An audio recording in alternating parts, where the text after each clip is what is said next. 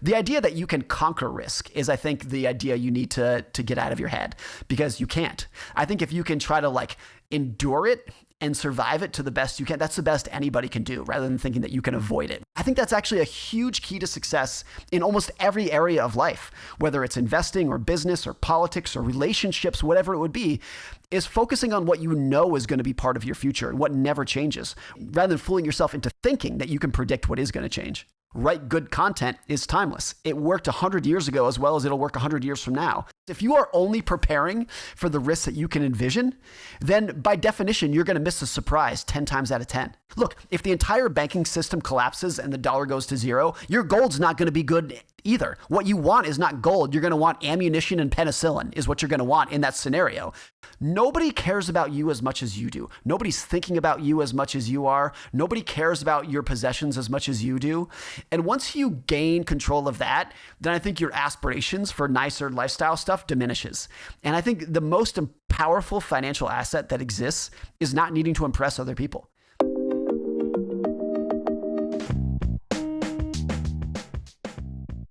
Well, you usually write about money and finance, but I'm actually going to stay away from a lot of that in this episode. I think we'll be doing something different. And I think, first of all, I think people can get a lot of the investing wisdom elsewhere, even from your books, for example. And more importantly, money, investing, and thinking around those two things is, in my opinion, a great mental model or set of mental models for a lot of other areas as well. And, well, first of all, would you agree with that? Yeah, absolutely. I mean, that's kind of like, I would actually more than agree with that. It's kind of a core of my work is like, if you want to learn about investing, don't spend your time in a finance textbook. Let's do it. Let's learn about how the rest of the world works and learn the models from that you can apply to investing, and vice versa. I think there's a lot you can learn from investing that teach you about how the rest of the world works. All of it just falls under the umbrella of like, how do people behave? It's all interconnected. And we come into problems when we try to silo it and think that investing is investing and politics is politics. It's like they're all interrelated. Yeah, I tend to agree. And it's also just, it's kind of nicer to talk about the meta concepts or the framework concepts. And I mean, clear thinking, divorced from ego, divorced from emotion, that's all really good stuff. And that's kind of what you need with investing. And every time I make a mistake investing, it's always because I've convinced myself that this is the one time that like my emotion is correct, or like, I really need to sell this because I'm sick of looking at it in the red on my online portal for what I'm using to trade stocks. And it's just like, I don't want to. And then I'm like, no, this was a long-term investment. It was literally the person who's running the thing was like, this is going to be down for a while and it's going to go up later because it's all early stage companies. And I'm like, but it's so red and it's such a big number. Like, I just want to get rid of it. And I think Tim Ferriss talks about how he'd sold Amazon early, like way too early. And I can't remember why, but it of course had something to do with him just being like, I'm freaking out because it's 2008 and I need to sell everything and get my money out. Yeah. No, it's hard. And so many of those too, like, only make sense in hindsight. Amazon is an interesting example because what made Amazon by and large what it is today is AWS. So if you were an analyst looking at Amazon in 2005, AWS didn't exist anymore. So like, if you've held Amazon since 2005, you've done very well, but it's not because your analysis was right. Like, something happened that was unknowable in 2005 that made it what it is today. Yeah, I got really lucky with Tesla stock, and people are like, what's your best investment? I'm like, Tesla. They're like, oh, you're so lucky. What did you see? And I'm like, the story is literally this. I was working at another company with a bunch of business partners that were kind of like petty a-holes that I separated from. And these guys told me that I had the day off. And then I said, okay, I'm going to do all my investing for all my retirement funds and all this stuff today. I'm going to look at all the stuff. I'm going to buy all the funds, everything. And then at the last minute, they were like, oh, you have to do this whole thing of work. You have to teach this live workshop. And I was like, no, I have the day off. And they're like, well, we changed our mind. You have to come in. And I was like, damn it. I can't leave the clients hanging. You know what? Okay, I have to finish this. It's the last day I can invest this stuff. I'm just going to put everything into Tesla and everything into Apple. And it was like 2015. And I was like, I just can't even think about this anymore. Just put it somewhere, get it deployed, go teach the class. And then I just forgot about it. And then, of course, like years later, it's like these are the two, aside from Netflix, the two top performing stocks that like the world has seen in the past decade or so. And I was like, wow, I put it all on black because I had to go out of the room where I was doing this. And that's the only reason that and I had those were the two things at the top of a huge list of other stocks I was going to look at. And I was just like, over time it'll all come out in the wash. No, it turned into like, a 20x return or whatever it was. Yeah. So like that was a very profitable course that you taught. Yeah, it was a very profitable course that I taught. But it's like all the things that look like genius, if I really just take the ego out of it, I'm like, that was just dumb luck. And it could have gone the other way. Yep. Always. The changes are exciting and novel, but most human behavior patterns are consistent over generations. That's a paraphrase of, I think, something that you had either said or written. This is sort of low-key, really insightful, because I think a lot of people, when they look for, it doesn't even have to be investment. It could just be looking for what company they're going to found or what sort of ideas they're looking at. They always look for the big change, right? It's like AI, that's going to be the thing. We're going to put AI into our CBD gummies. That's going to be the next level, turn us into $1 billion unicorn. But that's not the important stuff to look for.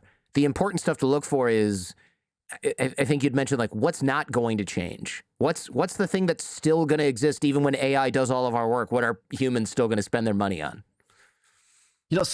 I totally agree with that. And so much of what got me interested in this topic was two things.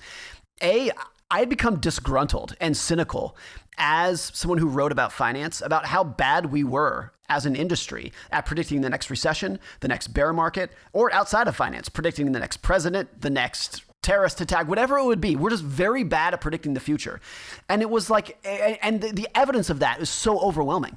So then for me, it was like, okay, rather than just being cynical about how bad we are at forecasting and leaving it there, what do we know is going to be in our future? What are the things that truly never change, that we have no idea what the change is going to be? I have no idea where the stock market's going to go. I have no idea who's going to win the presidency. But what are the behaviors that have just always been here, that are always going to be there in the future? That idea was like appealing to me. And then two things really solidified this for me. One was, I was reading a book that I think is the greatest economic book ever written. It's called The Great Depression, A Diary. And it's written by this Ohio lawyer named Benjamin Roth, who during the Great Depression in the 1930s kept a very big diary. And he's just writing about what he saw during the Depression. And he wrote in 1932, which is the bottom of the Depression, he wrote this entry that when I read it, I was like, if you change the dates, this could have been exactly what happened in 2008. He's talking about what happened in the stock market, what happened in the real estate market, what politicians were doing. And it could have been verbatim a post from 2008. And then a couple pages later, Benjamin Roth says, what's happening in 1932 looks exactly like what happened in 1892 and 1874, all the previous depressions before that. And he made some comment to the effect of, look, the details always change, but the behaviors never do. It's always the same story. Every recession is the same thing over and over and over again throughout history in terms of how people respond to it. That was the first one. And then several years ago, I read this now famous Jeff Bezos quote where he said, everybody always asks me, what's going to change at Amazon? And he would, and then he said, I would actually propose to you that what is not going to change is more important. And he said, because you can never imagine a future in which Amazon customers don't want big selection, fast shipping, and low prices. Impossible to imagine a future where people don't want those things. And because those are going to be part of our future, they can invest so much time and money into those three things, knowing that they will be as relevant 30 years from now as they are today, which you can't do for most technologies.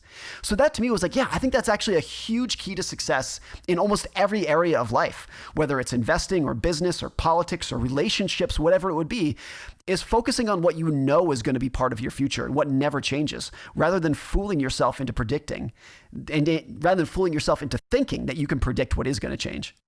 Yeah, it's quite simple, but it's the level of nuanced genius in that is really something huge. And I haven't quite put that at a conscious level, but now that I think about it, I have given up on being able to predict the next social media trend, for example. I looked at TikTok and I was like, this is so dumb that I'll be surprised if it takes off. And now it's like the most popular thing.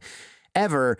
And what, because I don't use it and I won't use it. And I think it's bad for you. And I was kind of maybe hoping that it didn't take off. And I was right about Clubhouse being a complete wank and completely just dropping off of a cliff. And I was like, I'm good at this. And then I was like, TikTok, that's not going anywhere. Short attention span. Nobody likes that.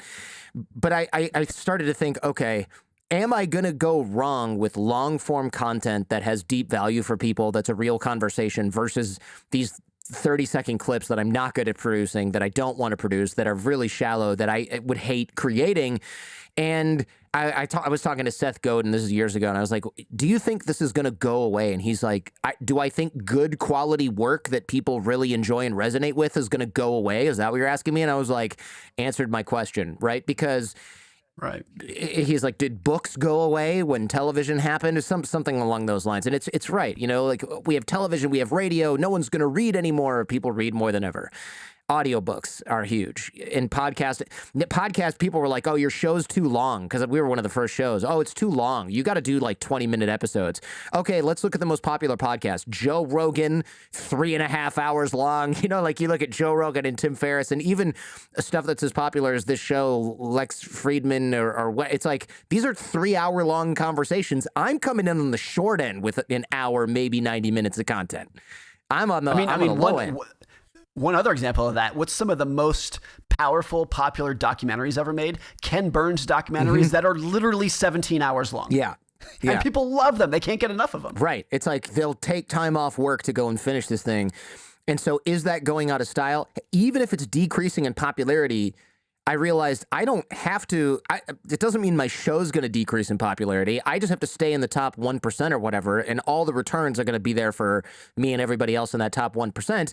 It doesn't really matter if the market shrinks by 99%, because if I still have that 1% that I have already, it's enough to make a living. It's probably, I might even grow because competitors drop out to do things that are easier or more profitable at an earlier stage. So when you start to switch your thinking around it, it becomes a lot easier, right? Ken Burns documentaries, you really need like the whole week and no kids in the house to watch one of those things.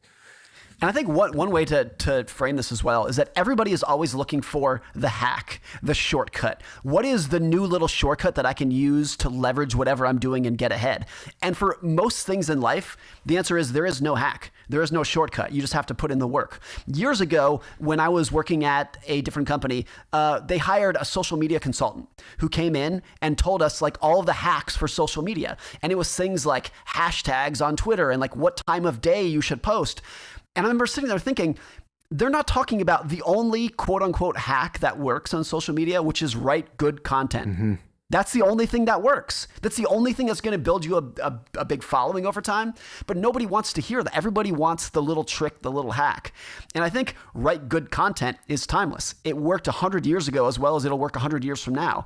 But since it's hard and takes some effort, people want the shortcut of what's going to change, like the new little trick. It's the same in diet and exercise and investing, of course. It's like everyone's looking for the trick when none exists. You just have to figure out what has always worked and put all of your effort into that. Yeah, look, even if the tricks exist, right? Because if the people listening are going, no, the tricks work, that's probably 10% of what gets, or not even, of what gets something to do well. Post 5 times a day. You got to turn this into, you got to repurpose this content from TikTok to Quora to Instagram Reels to YouTube Shorts. And it's like, okay, but at the end of the day, if it's not good, but they're like, oh gosh, good content, that's really hard to produce. It's going to take my team a bunch of time to do it, and we have no formula for that. But what we can do is, tell you to put the hashtags on. And so they can, exactly. That's always it. There are no hacks in content other than make good content. It's the only thing that works. And I think there are no exceptions to that. Like, name someone who's sold a lot of books, who has a big podcast like you, who has a good TV show. It's just good content. That's it. Nothing else matters. I look at guys who are flash in the pan. So you look at these sort of, some of them are scammy, right? So you look at these guys who sell like courses on making money online or something like that. They're popular for a year, maybe 2-3 years, because they're spending $10,000 a day on YouTube ads. Like here in my garage, you remember that guy? So you see these flash in the pan guys like him, but then you look at Mark Manson and James Clear and Ryan Holiday, other friends of mine, and you're just like, The key is you wrote a really good book, and then you wrote a really good book again, and then you wrote a really good book again, and the stuff didn't expire because it wasn't about hashtags on Twitter or whatever the literary equivalent is of that, or the self-help equivalent is of that. And they keep doing it. James Clear only has one book so far, but like the stuff was good and he thinks well, and it's not just like hacked together crap that was designed to get him a couple of speaking gigs so that he could, I don't know, go be a digital nomad or something, right? He like built the foundation for this, and it's good, and it remains good, and it's going to remain good for 5 years. Those guys in 5 years, you're going to see more from all of them. And I think one thing that you just mentioned too that's really important is that the stuff that those kind of guys are writing is timeless. And one other hack that people try to do is like, what's popular in the news this week? I'll write about that in my blog. What's the big trend this year? I'm going to write a book about that. I've always been of the thought that like, if you want to write a book that takes a lot of effort, it's going to take you 2 years of your time to write this and get it out there. At least write something that has a fighting chance of being relevant and readable 5, 10, 20 years from now. And that's another, I used to work at a major news publication, and every article that I wrote, the editors would write something along the lines of, hey, good piece, but how is this relevant to this week's news cycle? And I would be like, it's not, who cares? and B, that's the point. And I was always of the thought that if the article is only relevant this week, it's not relevant at all. And I think this is actually a good filter when you're reading the news too, or reading any book, is to ask yourself, will I still care about this topic a year from now, and 5 years from now, and 10 years from now? And if the answer is no, it's a pretty good filter for like how much of your time you actually want to invest into it. I agree with that. That's a really good point. The equation for a lot of writers is there's, like you said, spend 2 years planning and writing the book, and then you spend, I don't know, 3 or 6, I know nothing about book tours, 3, 6 months, 1 year, hammering it as hard as you can, and then it just falls off a cliff because it was about like something that just doesn't, is no longer relevant, or it's written for a world that doesn't exist anymore in any way, shape, or form, right? It's like making your Clubhouse talks the best in the business or whatever it was. Whereas really good creators create something and they go, all right, well, when the people who are reading this now haven't had kids, they're going to like it. But when they're grandparents, it's going to be especially relevant. And I'm thinking of Ryan Holiday's Daily Dad type of stuff, or like this. I read the Daily Dad and I'm like, this is really good. And I read it slightly before I had kids, and I'm reading it all the time, and I love this. And I'm thinking, like, I forward stuff to my dad, who is of course a grandfather, and I'm like, check this out. And he's like, oh, that was interesting.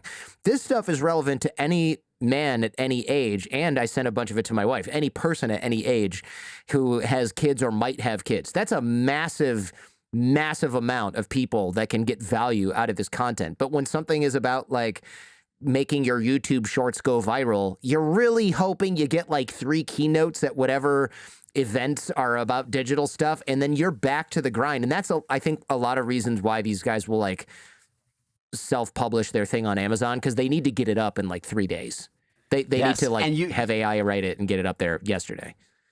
There's another point that you just brought up that I think is so critical, which is no matter what you're writing about, if you want to cast the widest net and grab a big audience, you need it to be relevant to a very wide variety of people. And therefore, whatever you're writing about should teach you about more than one topic. If you're writing a book about finance, there should be some ideas and lessons in there that could be applicable to other parts of your life: health, relationships, politics, whatever it would be. If you're writing a book about finance, write a book about risk and reward and greed and fear that you can apply to other parts of your life. If you read James Clear and you read Atomic Habits, you can learn about habits that would be relevant to investing, relationships, exercise, health, whatever it would be. So no matter who is going to read it, whether it is you or your child or your grandfather or your mother or your grandmother, there's going to be something in there that they're going to say, I can apply this to my own life. But the more hyper-specific you make it, the narrower the audience that you're going to get to. Yeah. Every book publisher will ask you something along the lines of, who is your target audience? And it's a very well-meaning question, and it's a good question. It's not a bad question, but I think the right answer for every book is the answer that they don't want to hear, which is ideally everybody. Yeah, and I actually don't think they hate that answer because it feels like a cop-out, but I actually don't think it's that hard to do. If you're telling stories rather than using jargon and charts and information, and those stories could be applicable to a wide variety of experiences in life, I actually don't think it's that hard to cast your net that wide. Although publishing is changing, and I'm sure you've noticed this, now it's like, unfortunately, I get all these show fans being like, how do I get in touch with it? I got a book, it's done, it's pretty good, a lot of people have read it, it's I really think it's something good, and my publisher connections will be like, how big is his current platform? And I'm like, I don't know, none, but it's the literary part, the heavy lifting stuff is done, and they're like, I don't know, I'm not really interested in that, we're going to pass on that. And then you get people like me who have a platform and have no book and no idea what they would want to write, and I was telling Ryan Holiday, I was like, I don't want to write a book because I don't have anything to say that I want to say yet. And he's like, that's great. More people should think that way. If you don't have something you want to say, don't write a damn book. And I was like, oh, okay, good. You're the only person who said that, because the publishers are like, dude, we will hire somebody to write it. Just tell them a couple of stories. We'll fill in the blanks. And then you just sell this to your audience and it's going to make like $1 million or $2 and most of that is yours. And I'm thinking like, wouldn't I turn to somebody else and go, that's a grift? If they did that, wouldn't I be pissed off if I knew that somebody did that? And the answer is, yeah, I would be annoyed if somebody was like, so all I have to do is show up and the quality of the product doesn't matter and I'm going to make money? Right. Like, that's what they want now. That's what they want. They're like, can you sell this? That's the only question that matters. What the content is, whatever, we'll recycle. We'll grab Morgan Housel, we'll steal this story, we'll change the place, change the name, say it happened to you. It's fine. Ghostwriter. Blame the ghostwriter. No, thank you. Joe Weisenthal from Bloomberg, he has this tweet many, many years ago where he said, every book should have been a magazine article. Every magazine article should have been a blog. Every blog should have been a tweet, and most tweets never should have been written. Yeah, it's so and true. I think there's a lot of truth to that. There's some really interesting data. Once people started reading Kindle in mass, there was a lot of data. Amazon ran a study where they said they could look at Kindle highlights. Like, when did most people stop highlighting in the book? And they use that 13. As a proxy. They use that as a proxy for when people stopped reading. And the average bestseller, forget the average book, the average bestseller, most people made it to like page 50. Right. I'm surprised it was even that far, honestly. It's even that far. Yeah. But those are the best sellers. Yeah. So I think a lot of the reason this happens is that in a 250-page book, the author and the publisher knows that the average reader is going to read the intro and maybe chapter 1, and then they're done. And to Joe's point, that means that you can just, if you have a vague idea, you can just slap some toilet paper together and turn it into a book and sell it for $30. Yeah. And so for both my books, which are short and they're short chapters, the variable that I wanted to maximize for, at least to some extent, was not how many people buy it necessarily, but how many people finish it. How many people are actually going to finish this book? And there, once in a while, you'll see a book that's like 110 pages, really short, thin book, and readers love them. They love those books. The publisher doesn't because it's $7.99 instead of $27.99. Publisher hates them. Yeah. Hates them. They hate it. But I'm a fan of short books, or even if it's a long book, a short paragraph or a short chapter. Make your point and get out of the way, and don't waste the reader's time. I read a lot of books, probably 2, sometimes even 3 a week, and there are a lot where I'm like, this whole damn thing could have been a 13-page article. Would have been a long blog post, okay, or a long magazine article, but it would have been complete. They're like throwing charts in here. They got stories that you can tell the publisher was like, we really need 3 more chapters. And they're like, all right, I'm going to do one that's completely unrelated and it's going to go here and over here and over here. And you're like, these 3 chapters should definitely have been cut. And you think, how did they not cut those? And then you talk to the author and they're like, no, they made me add those after the whole thing was done. And you go, that's why it didn't fit at all. You're trying to, you got the square peg through the round hole with a sledgehammer on this book. And they're like, yeah, they wanted filler, and that's what I was going to put that in my next book, and now I can't because I put it in this one. I'm like, what a mess. It is a mess. The Declaration of Independence is like 4,000 words and completely transformed the country, the world, et cetera, et cetera. The idea that you need 75,000 words to explain your mental model is like, come on, this shouldn't be the case. I've tried to get around this problem. I'm not going to say I've mastered it, but I've tried to get around it with 2 things. Number one, very short chapters. The average chapter in both of my books is about the length of a blog post. And number two, each one of those chapters kind of hangs on a connected theme, but they could live on their own. They could be standalone. If you want to start my book on chapter 13, it's fine. It's all going to make sense to you because they live on their own. Rather than rambling on one point for 20 chapters, let's make 20 separate points that could stand on their own within a connected theme. One thing I noticed that you didn't do in your book, which is in like a lot of books, is they'll take an example from another book. They'll be like, Simon Sinek said, and it'll be like 13 pages of just rehashing something from his work.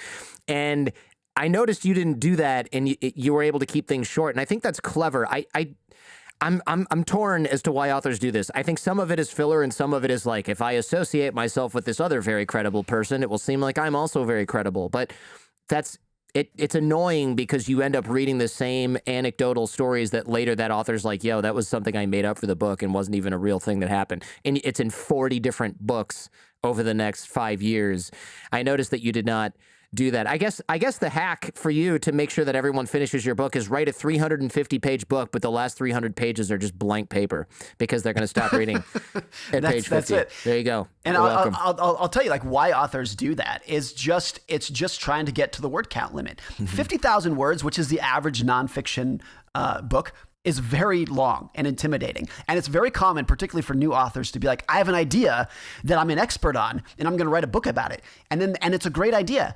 And they sit down and they're like, okay, they write 2,000 words and they're like, I've already said most of what I have to say. And you're like, great, I need 20 times this, 25 times this much. And then they kind of panic and they start throwing a bunch of toilet paper on the page to make it fit. That's fascinating. Yeah, that's you can, when it's poorly done, you can really tell, right? Because it's like, why are you telling me about your high school experience and your science teacher? Like, you could have illustrated that point with one sentence, but instead I've got a whole chapter on like your dad taking you to soccer practice. Well, we didn't need this, man. Back to the idea of success and what'll work in 10 years.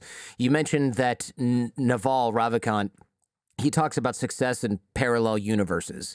And I love this concept, right? You don't want to rely on luck. But, and I think he said something along the lines of, in 1,000 parallel universes, what would be true in every single one? And that's a great way to think about what would be true in every single one. People will like long-form content from a host they can trust, or a writer they can trust, or whatever.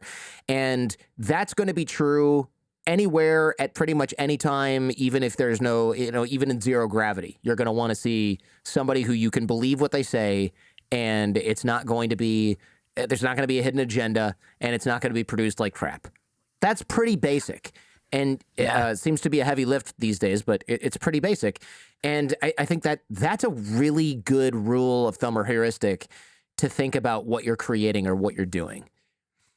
I mean, here's one example from Steve Jobs. What would be true if Steve Jobs lived in 1,000 different lifetimes? Well, you could look at him and say, well, he invented the iPhone. Okay, but if Steve Jobs was born in 1850, inventing the iPhone would not be a thing. So in 1,000 parallel universes, that's not a good lesson to take away from him. But let's look at something else he did. The intersection of art and technology. Was a big thing for Steve Jobs. That is something that would be relevant 1,000 years ago and 1,000 years from now. So a lot of times when you're looking at these role models, whoever it is, Warren Buffett, Steve Jobs, Kobe Bryant, whoever it is, you want to make sure that the lessons that you're learning would be applicable in any different lifetime that they would be born into, so that when you can, so that you have a fighting chance of learning that yourself. A lot of people in investing, when they look at Warren Buffett, fall from this, and they study how he invested in the 1950s and the 1960s and the stocks that he bought and the formulas that he used, without realizing that those formulas that worked in the 1960s, a lot of them don't work anymore. Because their time has come to pass, the market's adapted and evolved. So you want to look at, what can we learn from Warren Buffett that is applicable to me and is applicable to my life going forward and doesn't rely on the luck of what the stock market happened to be at in the 1950s. So there are things like, can I replicate the stocks he picked in the 50s? No. Can I try to replicate his endurance and longevity and patience and use that as like this timeless principle that I can apply to my life? Yes, that is something. So a lot of this is just trying to make sure that you're learning the right lessons from the people that you look up to. Yeah, that is fascinating. You're right. What would Steve Jobs have done even a few hundred years ago? He would have made violins and they would have been incredible, right? They would have looked great. That's such a good example. Yeah, yes, they would have been so much more beautiful. Yeah. He would have built, a steam engine train that was just so much more beautiful than the others. So like that's the timeless principle, rather than, oh, he saw the mobile revolution coming. Like, no, that's not something we can learn from. It's too specific for that era. Yeah, that's fascinating. Yeah, it would be. Yeah, you're right. It'd be like a polished steam engine train where the coal doesn't get shoveled in by some poor schlep, but automatically, as the train goes, it shovels more coal into the engine until you hit the. Yeah, it's that kind of stuff. That kind of way of looking at people and ideas is really a game changer. You mentioned risk earlier. And I heard you, or I keep thinking I heard you, but I read your book, but it was an audiobook. So now I'm like, where did he say this? Was it in the book or was it on a podcast? Thinking of risk in the way that California thinks of earthquakes. Tell me about that, because I live in California and I hope you're right about this. Well, and if you live in California, you know with certainty that earthquakes are going to be part of your future. There's no doubt, and nobody doubts that. And some of them are going to be massive and destructive. Everybody knows that. Everybody accepts it. But nobody, including the foremost earthquake experts, know when it's going to occur, where it's going to hit, or how big it's going to be. And they don't even pretend to know. There's no earthquake CNBC of like predicting of like, 24-hour news, like, oh, this guy says it's going to come next Friday at 7 p.m. Nobody knows, and you accept that. So rather than assuming that you can predict the next earthquake, you're just always prepared for one no matter when it comes. The firefighters and the EMS crews, they're always training, they're always on alert. No matter when it happens, they'll be at least somewhat prepared for it. And if you contrast that with how we think about the stock market, where there is a CNBC where they're like, our next guest, Joe Smith, says the market's going to crash next Friday. Like it's a completely different way of thinking about risk. So it's a difference between expectations and forecasts. Nobody forecasts earthquakes because you can't. But you expect them in the future. And I think if we think about a lot of risks in our life the same way, that's a good way. Like and by the way, nobody else knows when the next recession is going to happen. Nobody knows. But if you look at history and you say, on average, there are 2 recessions per decade, one of which is usually pretty bad, and I expect it to be the case going forward.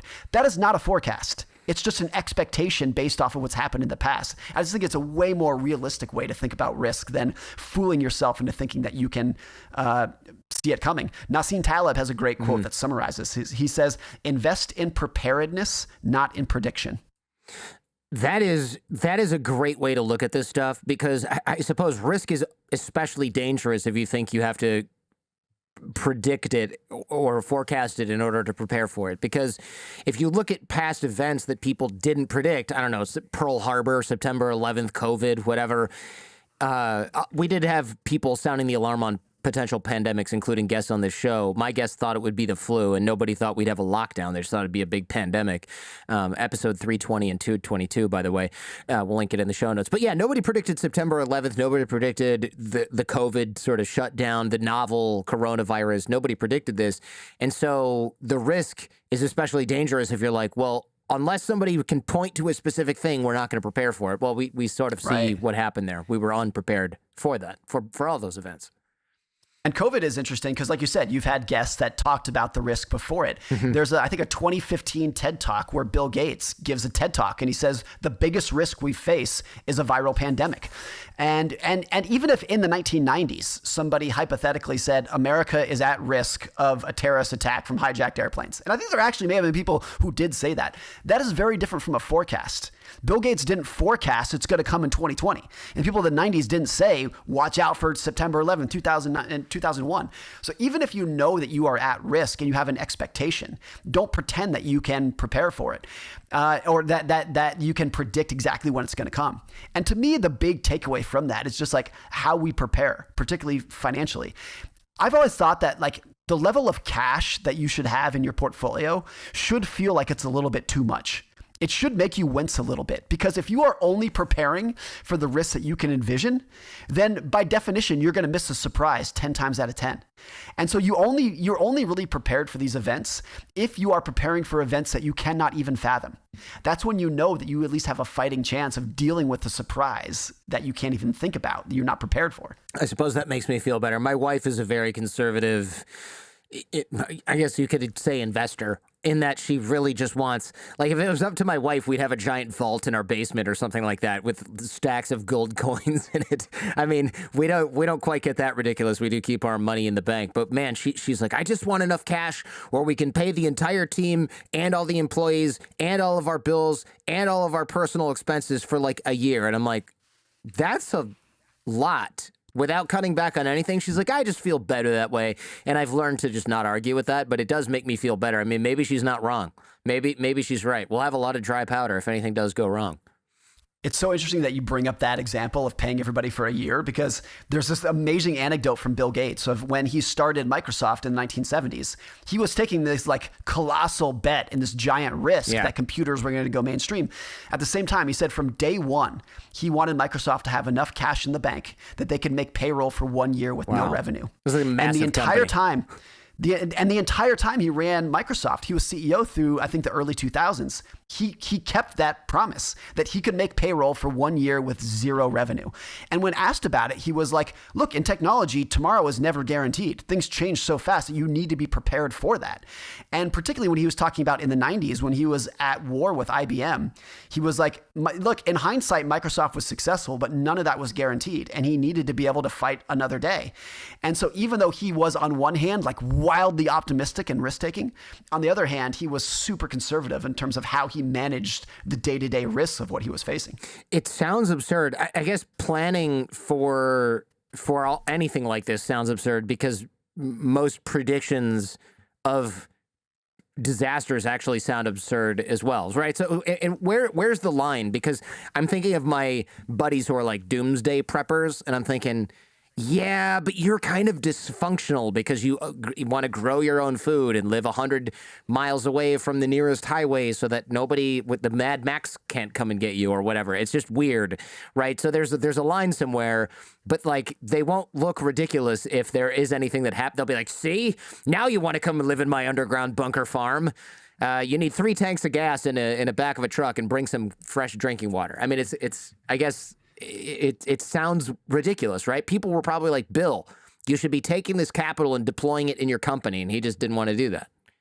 Yeah, I mean, there is some extent, particularly with a lot of gold investors, who they will say, the reason I invest in gold is because when the entire banking system collapses, I want to hold on to my wealth. And my counter is always, look, if the entire banking system collapses and the dollar goes to zero, your gold's not going to be good either. What you want is not gold. You're going to want ammunition and penicillin is what you're going to want in that scenario. So it's like there are some like absolute catastrophic risks that it's like, why even bother? Charlie Munger, who is very blunt a lot of things, brought this up too. He was like, if you were living in Vienna in the 1930s and you saw the rise of Nazism and you said, I want to have all my money in gold, that didn't do anything for you. It didn't do anything for you. Or if you were living in Europe in the mid 20th century and you wanted to protect your war from the ravage or your wealth from the ravages of World War II, having it in gold didn't matter. The cities were bombed into rubble. It didn't matter. So I think like the catastrophic bunker risks, in my view, don't make that much sense to try to protect from, because they're probably not going to protect you if things actually get that bad.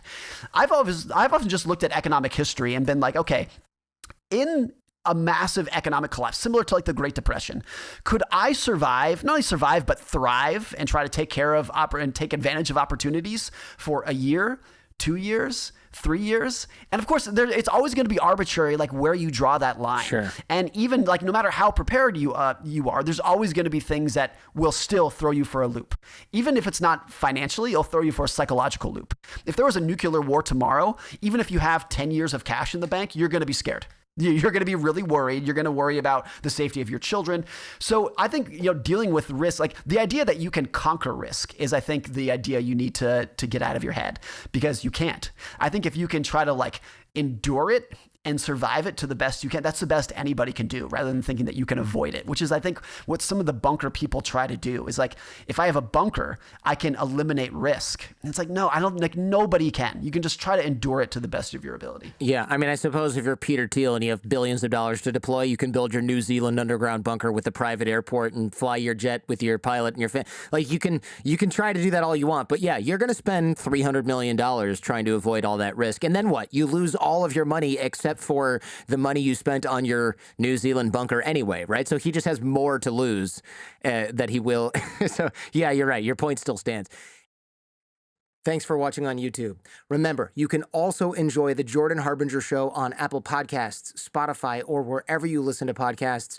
Our podcast feed is a treasure trove of insights from intellectuals, authors, spies, artists, athletes, pioneers, engineers, former mafia bosses, and business leaders, all sharing their secrets to success. For more information, click the link in the description. Now, back to the show. As you've increased your wealth and social standing, so to speak, how has your thinking changed with respect to money and how you use it? And I know that's a broad question, but you mentioned on another show, I think it was a long time ago now, you said stuff we buy is usually a social signal. It's not something that really makes us happy. And that reframe is really good because as I have a lot of friends who've done really well, but I also have a lot of friends who did not do well at all. And I will tell you that I'm not totally convinced that the ones who have done well are that much happier. They have less stress about certain things, but I'm not convinced that they're that much happier. And you can really see the ones that are making bad decisions, right? They have a car collection that they don't drive. They've got 3 homes. They haven't been to one in 4 years. Probably couldn't even tell you how to get there if they landed at the airport. But they bought that stuff thinking it would make them happy, but really they mostly just talk about it. Because it's a status thing. And that's it. I think the quicker you can kind of absorb this concept into your head, you can avoid doing that to yourself. I'll tell you, when my son was born, he's 8. He turned 8. Actually, today is his birthday. He turned 8. And when he was born 8 years ago, I wrote him and his sister, when she was born later, a little letter that I thought they might, when they're adults, find useful about some life advice. And there's quite a bit in there that was about finance, because that's my thing. And one of the things I wrote to my son was, you might think that you want a fancy car and a big house and a flashy watch, but I'm telling you, you don't. What you want is respect and admiration from other people. And you think that the Ferrari is going to bring it to you, is going to bring you respect and admiration. But it almost never does, especially from the people who you want to admire you. And so, like, this is not universal. I think there are really good, awesome people who also own Ferraris. This is not like a black and white thing. But I do think that a lot of people who have the mansions and the Ferraris and the jewelry and whatnot, they're trying to seek respect and admiration. And to me, what's really important is that if you can gain respect and admiration through your virtues, through your ideas, through your humor, through your wisdom, if you can gain respect and admiration through those, you don't need to gain it from your car. I mean, think about your favorite comedian or your favorite athlete. By and large, you wouldn't care how big their house is or what kind of car they drive. You respect them and admire them for the skills that they have.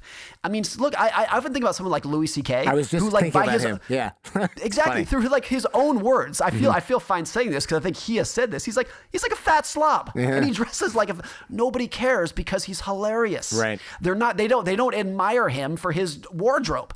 So I think when you have people who are trying to gain respect through their wardrobe or their horsepower or their square footage of their house, it can sometimes be trying to make up for the fact that they can't gain respect and admiration through other avenues. And so to that point, I think like sometimes my aspiration for material goods, you can almost think of it like an inverse proxy for how much value you have to offer the world in other things like wisdom and humor and intelligence and love.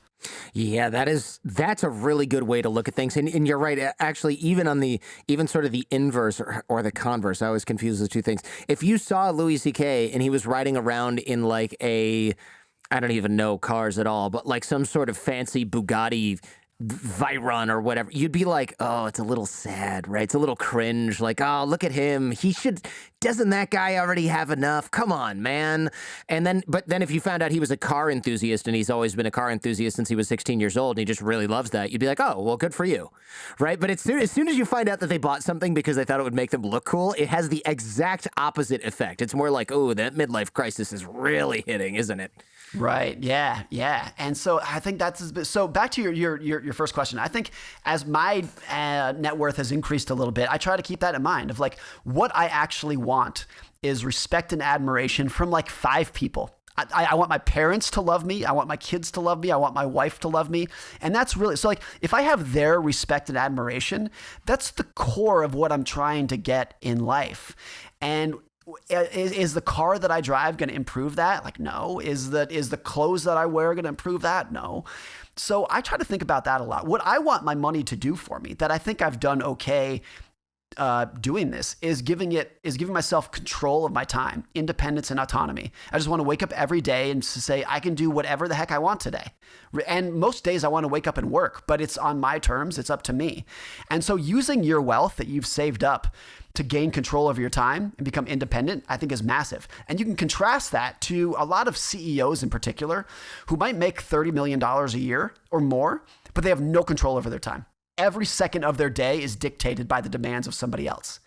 And that to me is like a unique form of poverty.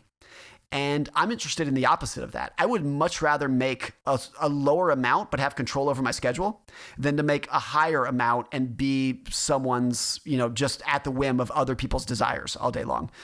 So I try to keep that in mind with the money that I might build up over time. Yeah, not having time to spend it or enjoy it is really something. I mean, you look at guys like Bob Iger, who came back, and I think recently there was some article where he's like, Disney is in bad shape. I'm overwhelmed. And you can just you can see him getting older in like every picture that they take. And yeah, okay, he's getting older. But I mean like presidents, for example, they always leave the office with gray hair if they didn't have it going in. And it's like, yeah, totally. Okay, they're 8 years older. They're 4 years older. No, they didn't sleep more than 3 hours a night. And they had nuclear or whatever crises every Thursday morning for 8 years, 4 years, whatever it was.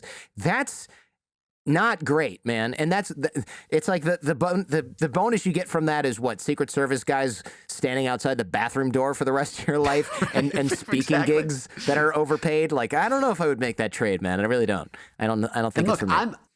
I'm grateful that there are people like that in the world who exist, who have to work 24 hours a day. Steve Jobs, Michael Eisner, Warren Buffett, like the great entrepreneurs, Elon Musk. I'm grateful that they exist and they make the world a much better place. But it's another thing to look at them and aspire to it, because I think 99.9% of people not only could not do what they do, but would not want to do what they do and live the life that they live if they had that. And so I'm not one of them. I'm not a type A person. Like my steady state, my homeostasis is like sweatpants on the couch reading a book.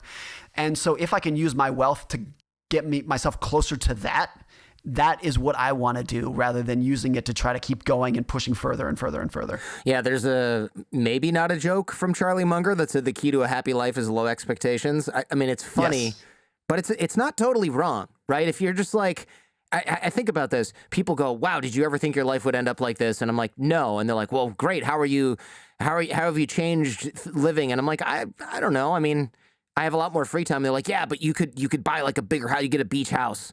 You you could do this. And I'm like, never cared about being rich. Never cared about it.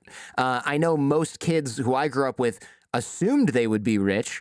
I didn't really, because my mom was a public school teacher. My dad was an auto worker. And I was like, if I can make the equivalent of 6 figures, whatever that means, when I'm an adult, that's fine. I got everything I need. Do I have everything I want? No, but like, that's life. I'm fine. So now that I can afford all that stuff, I don't really feel the need to have it. And some of that really is low expectations. It's like, no, I just really want stability.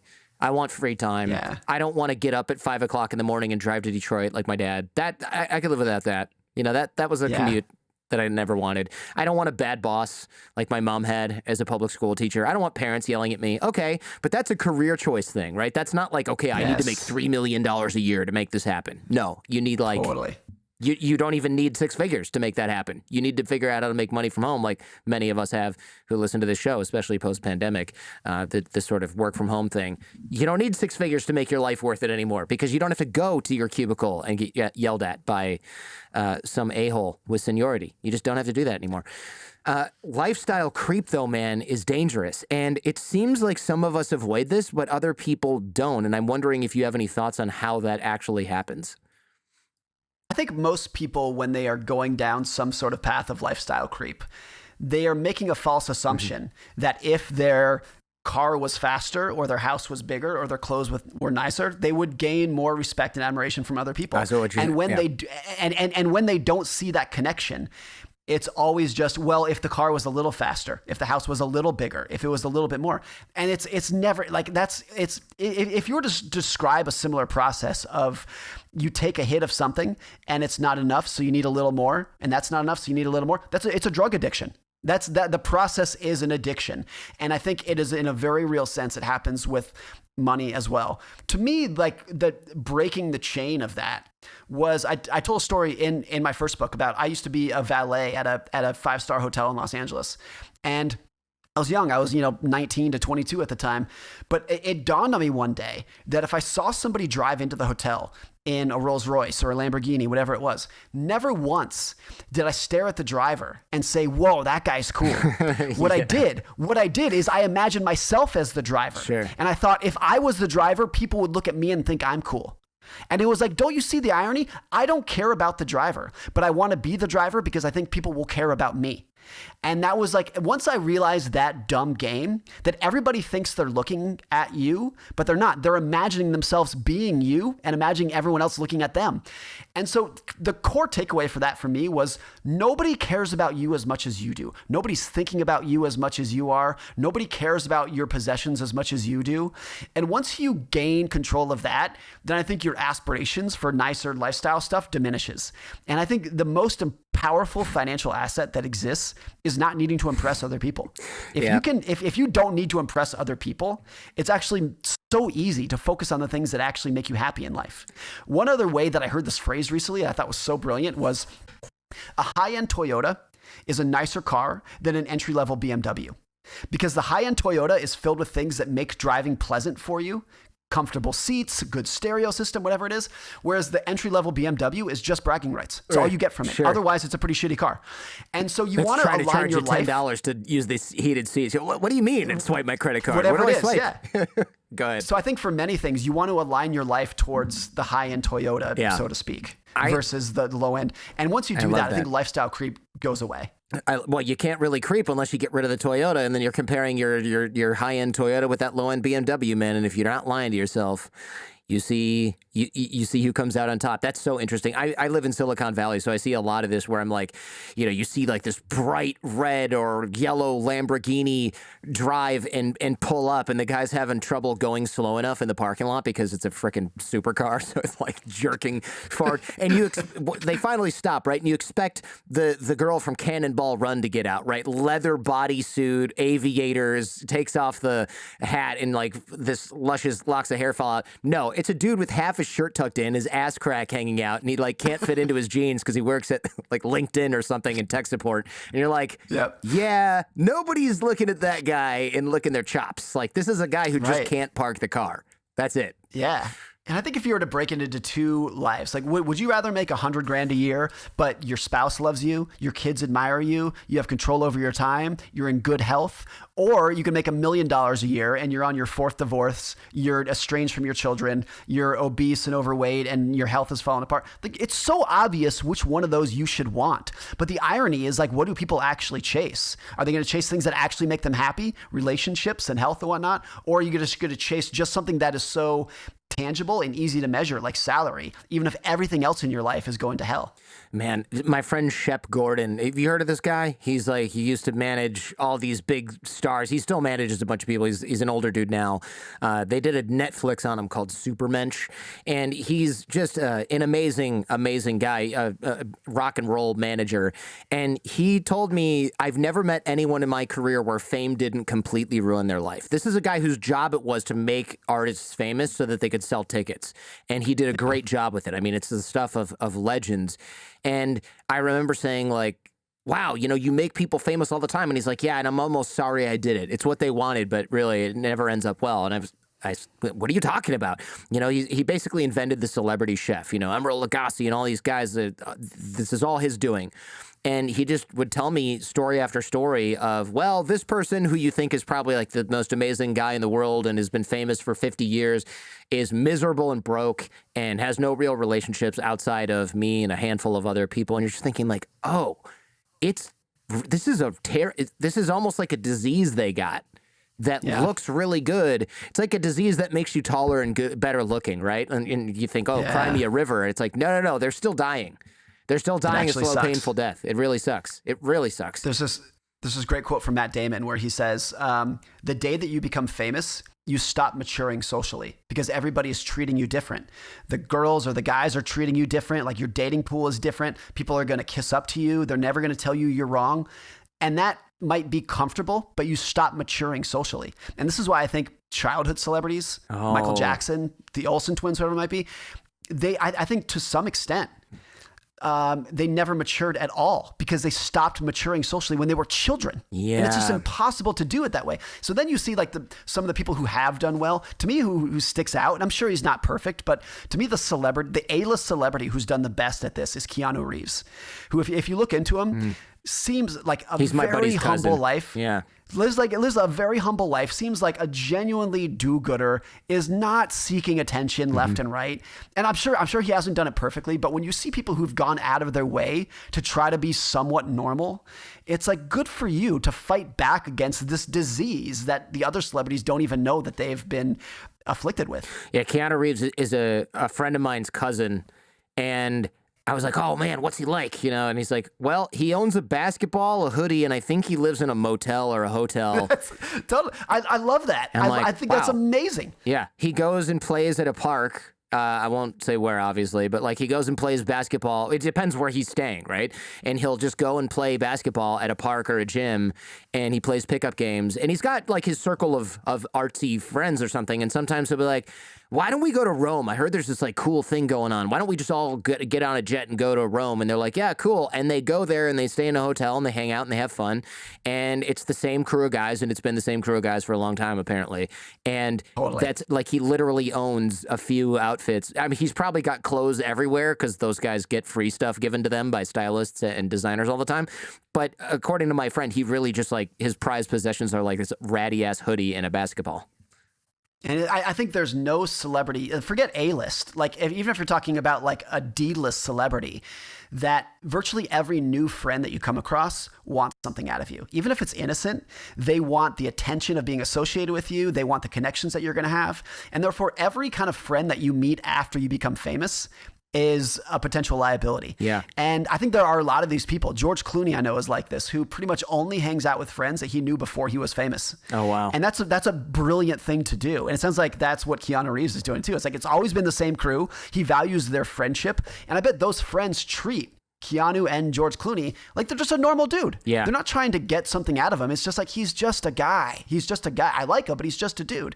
And that I think is that's a big thing. I think it also explains why there's so many celebrity divorces. Oh yeah. If you meet somebody when you're famous, it's almost impossible to see through that fame and accept the person for who they are. Well, a lot of that stuff is manufactured, man. You see these relationships, and I know I have a few sort of adjacent circles of people like this, and they'll say something like, "Yeah, I'm dating this person now," and I'm like, "Oh, how did you meet?" "Oh, we met in the green room of this show," and I'm like, "Oh, well, aren't you guys both like really busy? She has a music tour. You've got your other tour, and yours is in the UK and hers is in the US right now." And they're like, "Yeah, we only see each other once every 2 or 3 months for like a night or two." And I'm thinking, this is not a real relationship. Who's going to tell him? Who's going to tell him that this is fake? I know you're enjoying the attention from People magazine when you get spotted together the one day that you guys go out and you have 8 billion photos taken. But like, what is actually happening outside of that? I have some sympathy for that too, because imagine to take someone whose dating life has been in the press a lot lately. Yeah. Imagine you're Taylor Swift in 2023. I know. How in the world do you find true love? I hope she does. Yeah, maybe she has already found it. But how does Taylor Swift meet a random guy and be like, hey, do you want to go out to dinner and get to know each other? Like, are you kidding me? Yeah, it's Taylor it Swift. doesn't happen. So that and you look at that, and of course it's like a tiny violin Crimea River, but that sucks. It sucks for them. That sucks when you become so famous that you cannot find true love, which is maybe the one thing that's going to make you actually happy in life. Yeah, I hadn't really thought about it, especially when these folks are so young. It's virtually impossible. It reminds me of, is it Jeff Bezos' ex-wife who met like a science teacher or something like that and got married, and he instantly became one of the wealthiest men in the world because of the amount of money that but he's like not. I think he's still a science teacher. He probably.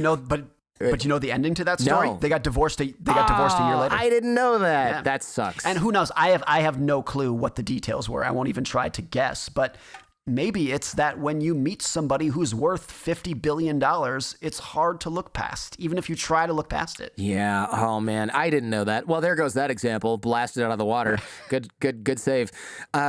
Managing expectations, though, and comparing yourself to others, this is tougher than it seems, right? Because I know we're talking like, oh, just don't do it.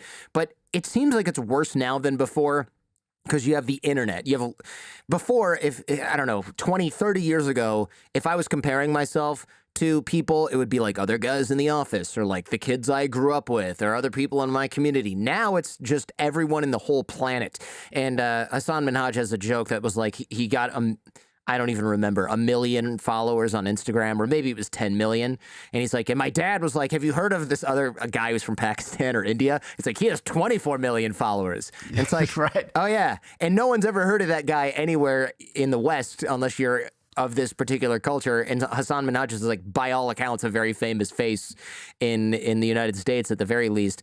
And his dad was just like, yeah, I don't care. You're nowhere near as famous as this guy who's on the Bollywood movies that we have illegally copied in the living room.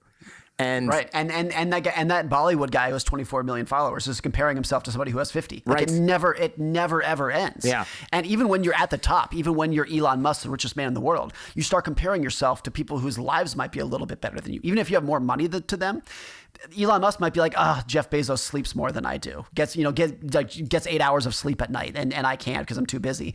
So like that comparison game's never going to end. You're right that just in the last 5 or 10 years, it's gone supernova compared to what it's always been because of social media. And even I just learned this in the last week that there are now these Instagram accounts that are of fake influence. They're AI influencers. Oh yeah, and it's literally like a picture of a woman who is absolutely anatomically perfect on the beach somewhere, and it looks 100% real. Oh man. But it's totally fake. It's just AI generated. And so now it used to be that you were comparing yourself to other beautiful people around the world, and that was bad enough because it was a curated highlight reel. Now it's literally just an AI algorithm that's going to be screwing with your brain and screwing with your expectations. And so I think even just in the last couple of months, literally, we're entering in this new world where there are these other Instagram pages of the inside of mansions that a lot of people like looking at to compare it. Like, oh, what if I had this mansion? Same thing. They're AI generated. So it used to be like, oh, you would find a Zillow listing of a nice house and that would like pique your interest and you could dream about that. Now it's not even a real house. It's all AI generated. Yeah, now that's going to fake. be screwing with you. So I think it's in a totally different dimension of what expectations inflation is going to do. I can see it with my own son, who again is 8, about his definition of a good life compared to what my definition was when I was 8. Is totally different. When I was 8, a good life was like a new bike and new rollerblades or something. And his is like, because he watches Mr. Beast. So his definition is like a Rolls Royce and giving $1 million to your friends for like competing some prank. Right. you know? Oh man. Totally different set of expectations. Yeah, that's brutal. When kids are thinking like, oh, I should also have 3 different sports cars when I'm younger or whatever. Yeah, it's really unhealthy. The AI thing, you're right. I hadn't thought about that. We used to just compare ourselves to people who were on steroids and or had a bunch of surgery. Now it's like, well, why be limited by what the body will do with the drugs and the surgery? Right. Now it's just completely fake. And by those way, those accounts are going to test constantly. Oh, if we tweak the lighting by 10%, will it get more like? It's going to be a constant optimization towards what is going to make you feel the worst about yourself, which is really what those are doing. About like, how can you compare your life to this fake life in a way that's going to make you just be like, oh, if only I had that. Yeah, well, I guess the way that you get that is live in a virtual reality environment only.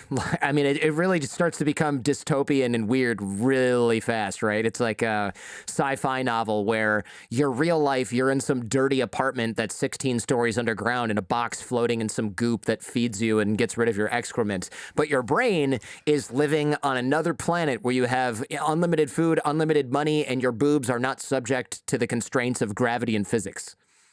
And I feel like we have no idea what that's going to do to society, because like the Instagram algorithm has probably been optimized for like 8 years. And now just in the last couple of months, we have these like AI accounts that are doing something totally different. So the only thing that we know that is like very clear to track and has been associated with this cause is the rise in teenage suicide, depression, et cetera, is exploded at the same time social media came about. So in some ways, we have no idea what this is going to do, but we know for quite certain terms that it's not good. It's distinctly bad about what this is going to do to people's expectations. You mentioned Elon Musk a little while ago. I would love to talk about amazing personalities and how the bad has to come with the good. I've heard you talk about this, or maybe you wrote about this. And I love the idea, and I think I got this from Ryan Holiday, that if you want someone else's life, you have to trade for their entire life. And I've been thinking about this a lot lately, because whenever this is like the antidote to comparing yourself to a lot of people, because you go, oh man, I wish that my show was as big as this one, but then I also want my physique to be like this person. It's like, whoa, wait. You can't have the physique of this person unless you trade. Well, how did they get that physique? Oh yeah, they work out 8 hours a day and they take performance enhancing drugs, and also they have really good genetics. But I want my show to be this big. Okay, well, that guy doesn't sleep, right? And he's also like had a gajillion dollars in free advertising for being this other famous personality for years and years and years before he even started the show. And in order to do that, he had to live a pretty crappy life as like a open mic comedian for years and years and years in Hollywood. And he didn't go to college. In fact, he dropped out of high school. And you're just like, ooh, I don't know if I want this anymore. You start looking at these scientists and stuff like that, and all these people that want to be Elon Musk. And it's like, okay, but doesn't he have like 6 kids with names that are symbols, and he probably doesn't see them all the time? And, does he have functional relationships? I know he's got at least 1 or 2 divorces. Like, do you really want to be that guy? Even Elon said, I think on Joe Rogan, you wouldn't necessarily want to be me. He meant that shit. He meant that. Right. I mean, the stat that I think about a lot is that among the top 10 richest men in the world, there are a cumulative 14 divorces among those top 10. Gosh. Like way more than the national average. Of course, it's a small sample size and whatnot. But yeah, most of those people who have outsized success and outsized wealth, there's a cost that came with it. And you can measure their net worth very accurately, but it's very hard to measure the cost that they put into it. We saw this with Bill and Melinda Gates too. I'm from Seattle. I live in Seattle. So Bill and Melinda Gates were like the king and queen of Seattle. And a lot of people have their views about him, but if you just view it as built the most successful company of his generation, became the richest man in the world, and then used that wealth to try to like cure malaria and whatnot. It's like, what an amazing life. But then you saw in the last 2 years that actually his private life was terrible. Yeah. It sucked. It was awful. There's this article from David Brooks. This is 10 or 15 years ago. I think it was like 2005, where he said, okay, 2 things happened to Julia Roberts this week. Number 1, she won an Oscar. Number 2, she found out that her husband was cheating on her. So the question is, did Julia Roberts have a good week? And most people would just focus on the Oscar and be like, yeah, she had a great week. And you're like, no, she had probably the worst week of her life. Yeah. But to your point of, you can't pick and choose which parts you want. You have to take it all as a whole. The reason you have to take it all as a whole is because the good things that you were looking at came with the bad things. Like they happened because of the bad things, the costs that came with it. So the reason this person is so rich is because they've worked 100 hours a week. And because they worked 100 hours a week, they're on their 5th divorce, whatever it might be. Those things go hand in hand with each other. I think there's another element of this with Elon Musk where it's like people want a crazy genius who thinks outside of the box and comes up with these new technologies, builds amazing companies, but they want that person to also have like social decorum and to say the right things and to be PC and whatnot. And like, no, the reason Elon Musk thinks outside of the box, to use that very bad phrase, is like, is because he's a maniac. Yeah. And because he's a maniac, he's going to do all these other maniacal things that you won't like. So if you like somebody because they think about the world in ways that are different from you, that person is also going to think about the world in ways that are different from you, in ways that you don't like. You have to take them both at the same time. Yeah, that's, man, it's, and by the way, I want to caveat this, right? It's not that you can't learn from these people or that this is an excuse for mediocrity or whatever, but you do need to dedicate 100 hours a week to your business and abandon your family goals if you want to do the same level of work, often the same level of work as the other people who are doing exactly that. And maybe there's exceptions to this, of course, if you can optimize or whatever, but you find people comparing themselves to these other people, and it's like, okay, but that person has 3 kids that don't talk to him and 2 divorces. Do you really want that? Well, look at what he's done with this company. Great. But again, estranged wife, estranged children, probably doesn't even know if he has grandkids, can't get a call back on Christmas. Like, do you want to be that guy? I don't think so. And I think for a lot of those guys, maybe not all of them, but a lot of them, when they go to bed at night, what are they thinking about? Are they thinking about their bank account, or are they thinking about the fact that their kids don't talk to them? It's probably the latter. Like what's actually in their soul that they want? It's probably the thing that they gave up. And so I think about that quite a bit. Yeah. I read a lot of business biographies. They're so fascinating. And with very few exceptions, have I finished a biography about an entrepreneur and thought to myself, I want that person's life. Yeah. It's usually the opposite. It's usually that person's fascinating. I learned a lot, but holy shit, that sounds like a terrible life. Sure. Yeah, even something like Steve Jobs, right? He was this very stubborn thinker, and then he got cancer and wanted to treat it with fruit and ended up dying and probably didn't have to. Oops. And like, who knows? Like, maybe this isn't right. I'm just making this up. But maybe that personality that said no surgery, I'm going to eat apples and it's going to cure my cancer, is the same personality that Steve Jobs had to say all the other ways that you're building technology sucks. I'm going to do it my own way. I think it is like yes. that stubborn, like screw the establishment. I'm going to do it my way. Right. Let him is what made him successful. And maybe this is like so judgmental, but maybe it also killed him. I agree with you. I definitely think, just based on Isaacson's biography, which is all I know of the man, right, that's what happened. And I don't know. It'd be interesting to ask Walter Isaacson what he thinks. Although he'd just say, read the book, because my opinion is basically in there. So, and that's what I got from the book. But yeah, you need these personality trade-offs that make someone successful in one realm, but maybe a total outcast elsewhere. You just cannot pick and choose. It's nice to think you can, but you just can't. Morgan Housel, until we meet again, man, thank you so much for coming on the show. So interesting, man. And again, I only got through like half my notes, so it's a bonus for me because next time we do a round, I'm probably not going to have to do as much background prep. Obviously, I over-prepared for this interview. Looking forward to it, Jordan. This has been so much fun. Thanks for having me. Thank you for checking out this entire episode on YouTube. If you want to follow up on this topic, check out our podcast feed or visit us on our website at jordanharbinger.com, where you can learn more about our guest and dive even deeper into what we discussed today. And remember, YouTube is not the only place that you can check out The Jordan Harbinger Show. Any podcast app should have us. Check out the links in the description where you will find access to our shows that don't appear on YouTube, like Skeptical Sunday, where we debunk topics like crystal healing, GMOs, conspiracy theories, homeopathy, tipping, even lawns, to find out if they're backed by science and logic, or if they're just complete nonsense. Spoiler, many of them are complete nonsense. Also, our Feedback Friday shows where we help people escape from cults, get raises at work, and take all manner of questions from you, the audience, all the way down to the bottom of the barrel. And every episode of The Jordan Harbinger Show has something useful you can take away and apply in your own life and help you navigate what I know can often seem like the overwhelming and paralyzing challenges of modern life. Life can be hard, yes, but we are here to help. And if you appreciate how we help, remember to like, comment, and subscribe.